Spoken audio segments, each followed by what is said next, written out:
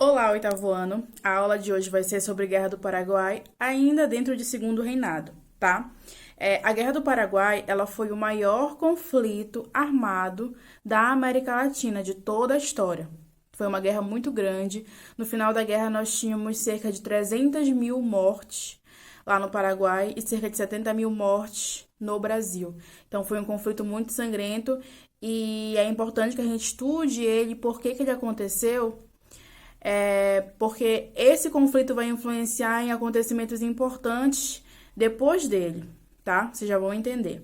Primeiro de tudo, é que a Guerra do Paraguai, ela na verdade tem esse nome no Brasil, tá? Ela não envolveu só o Paraguai, mas é Guerra do Paraguai porque foi meio que uma luta do Brasil contra o Paraguai, tá? Mas na verdade ela vai começar por causa do Uruguai, tá? No sul do Brasil nós temos ali o Rio Grande do Sul, né, que é a parte final do Brasil. Temos embaixo o Uruguai, temos ali do lado do Uruguai, embaixo do Brasil, a Argentina, e também coladinho do Brasil, em cima da Argentina, temos o Paraguai, tá bom? Esses quatro países, Brasil, Uruguai, Argentina e Paraguai, vão se envolver no conflito, tá? De um lado vamos ter Paraguai e do outro lado vamos ter os três países, Uruguai, Argentina e Brasil, certo? Então já saibam que o conflito vai ser dessa forma, desigual em relação à quantidade de países. De um lado só o Paraguai, de um lado Brasil, Argentina, Uruguai, certo? Que é o que nós vamos chamar de tríplice aliança ou aliados, perfeito? O que não está no livro de vocês, o que quase ninguém explica, é que, na verdade, antes da Guerra do Paraguai, teve uma outra guerra, um outro conflito, que foi, na verdade, entre Brasil e Uruguai. Na verdade, Brasil e Uruguai já tiveram um conflito lá atrás, lá no primeiro reinado, com a Guerra da Cisplatina. Lembram disso? Que o Uruguai acabou se tornando independente. Isso ainda no governo Dom Pedro I, tá? Então, depois disso, rolou um outro conflito, e a partir desse conflito, o Brasil impôs um tratado para o Uruguai. Esse tratado meio que permitia que o Brasil interferisse no Uruguai sempre que o Brasil achasse necessário. O Paraguai não viu com bons olhos essa intervenção do Brasil no Uruguai. Por quê? Porque o Paraguai era um país que precisava do Uruguai para ter saída para o mar, tá? A saída para o mar é muito importante para um país, porque é por lá que ele vai exportar coisas, que ele vai comprar coisas, que coisas vão entrar no país dele, que coisas vão sair do país dele. Então, a intervenção do Brasil no Uruguai ameaçava os interesses do Paraguai, certo? Então tenham em mente isso, que a partir do momento que o Brasil passa a ter esse poder de intervenção no Uruguai, o Paraguai vai se sentir ameaçado. Na época, quem estava governando o Paraguai era o Solano Lopes, e ele levava o governo do Paraguai como uma ditadura. Ele era o Estado, ele mandava em tudo, ele administrava tudo, tá? E ele ameaçou, ele falou que no momento que ele perceber uma intervenção do Brasil no Uruguai, aí ia ter um conflito armado. O que acontece? No Uruguai haviam dois grupos políticos principais, os colorados e os blancos, tá? Vai acabar que o Brasil vai interferir no Uruguai apoiando os colorados, tá? E aí o Paraguai não vai gostar disso e vai chegar um momento que o conflito vai começar.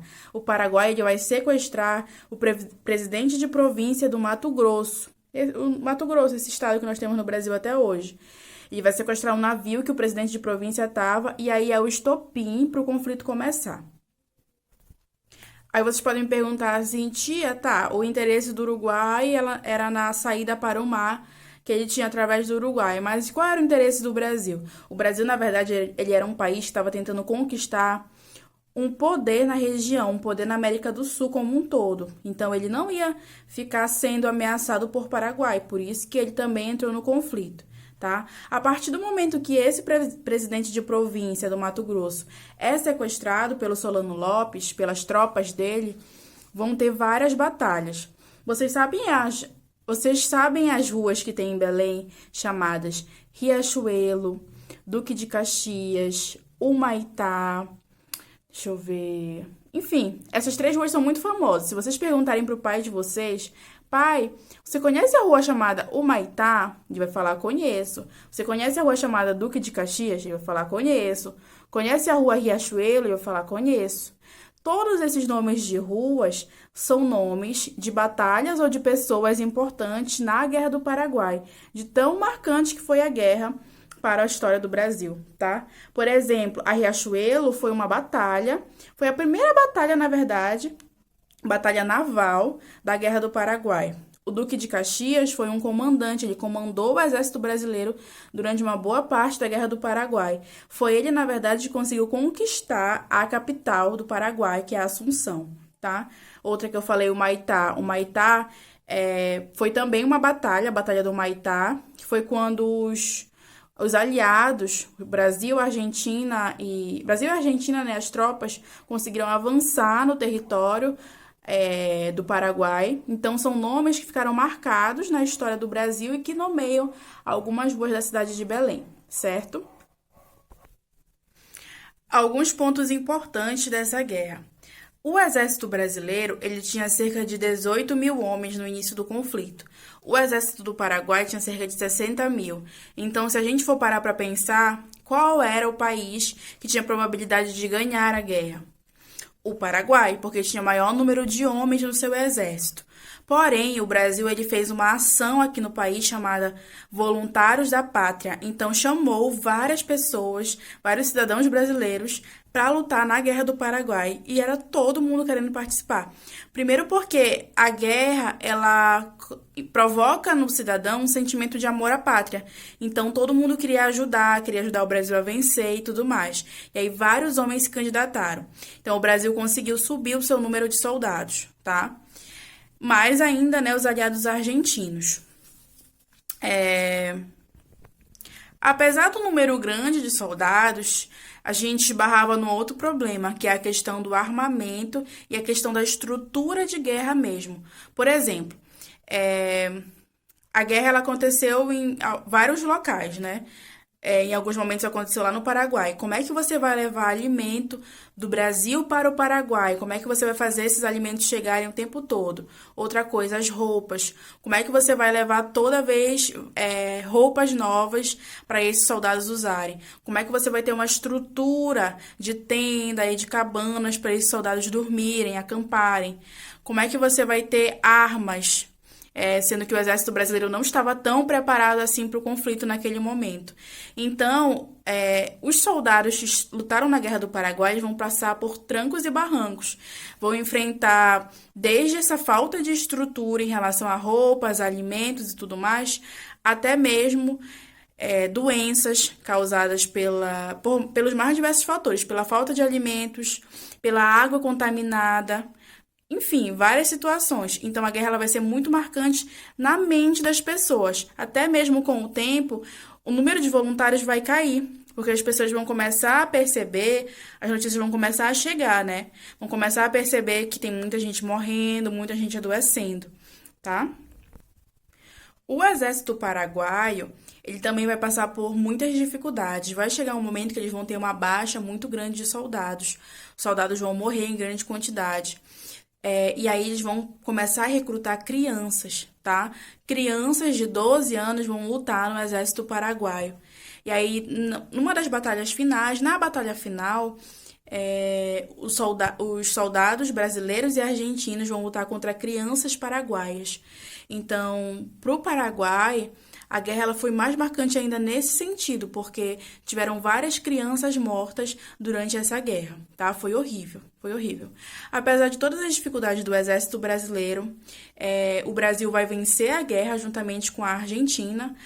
Um ponto importante, o Solano Lopes, durante a guerra, ele ainda vai tentar conversar com a Argentina e assinar um tratado para se render e tudo mais, mas a Argentina não vai aceitar.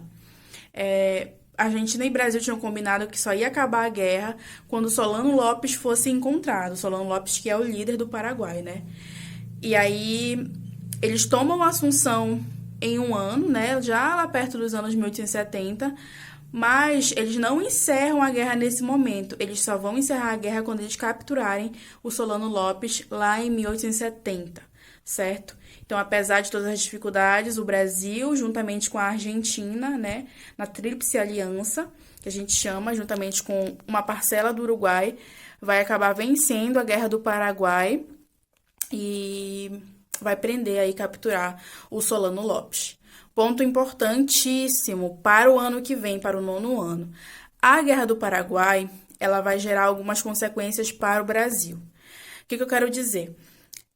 Na guerra vão lutar também escravizados, juntamente com soldados dos mais diversos lugares do país. E juntamente com outros voluntários livres que não são escravizados. Depois da Guerra do Paraguai, o exército falou que não ia mais caçar escravos fugitivos. Por quê? Porque lutaram lado a lado na Guerra do Paraguai.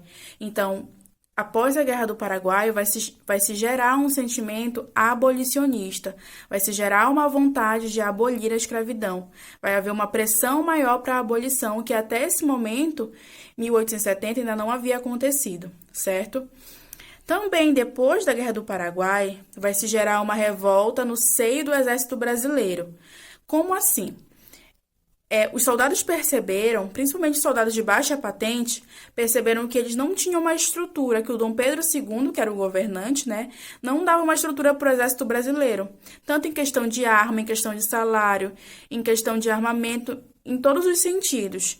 E aí isso vai gerar um sentimento de revolta do exército contra o imperador. E isso lá na frente vai acabar tirando o imperador do poder. Porque, para quem não sabe, a proclamação da República, né, que é a implantação da República, é a saída do imperador Dom Pedro II, vai ser feita pelo exército brasileiro. Vai ser um golpe militar. Então, isso vai surgir daí. Essa revolta do exército contra o imperador Dom Pedro II vai surgir, vai nascer após a Guerra do Paraguai. Beleza? Pessoal, por hoje é só, tá? Isso que eu falei pra vocês tem no livro de vocês, na página 338, 339 e 340, tá? Também tem a 341, que é aquela partezinha verde. Na 340... eu tenho algumas informações sobre mulheres que lutaram na Guerra do Paraguai. Eu preciso que vocês leiam, tá? Porque aqui ele vai falar sobre a Jovita Alves Feitosa e sobre a Maria Curupaiti. Curupaiti foi o nome de uma batalha também que aconteceu na Guerra do Paraguai. Eu preciso que vocês leiam essa parte sozinhos, tá? E é isso. Na parte verde aqui, que é aquela parte que sempre fala umas informações a mais, vai falar sobre algumas versões desse conflito, que também é importante que vocês leiam, tá? Algumas informações importantes. Na verdade, uma informação importante que eu esqueci de dar. Também houve apoio dos ingleses para a Tríplice Aliança, para o Exército do Brasil, Argentina e Uruguai, tá? Ingleses também interferiram no conflito, dando ajuda, né? Para a Tríplice Aliança, para a guerra finalizar logo. Beleza? É isso. Tchau.